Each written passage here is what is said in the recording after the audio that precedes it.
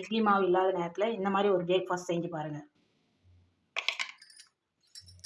ஒரு medium size வெங்காயம் பொடியாக கட் பண்ணது, புதினா ஒரு கை, பச்சை மிளகா 1, கருவேப்பிலை, இது எல்லாத்தையும் இந்த பவுலில் சேர்த்துங்க. பீட்ரூட் கொஞ்சம் சேர்த்துங்க. 1/2 கப் ரவை சேர்த்துங்க.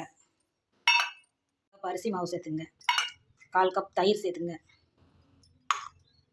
தேவையான உப்பு சேர்த்து கலந்து விடுங்க. தண்ணி சேர்த்து சப்பாத்தி மாவு அளவுக்கு பிணைஞ்சிக்கங்க. ரவை 10 நிமிஷம் நல்லா ஊறட்டும். இப்போ மூடி வச்சிடலாம். இப்போ 10 நிமிஷம் ஆயிடுச்சு, நல்லா ஊறிச்சு ரவை. இப்போ உருண்டை பிடிச்சி ஒரு வாயாலையில் தட்டிக்கலாம்.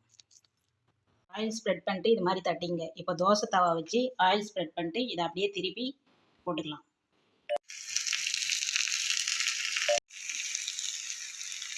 மீடியம் ஃப்ளேம்லேயே வச்சு நல்லா திருப்பி எடுங்க.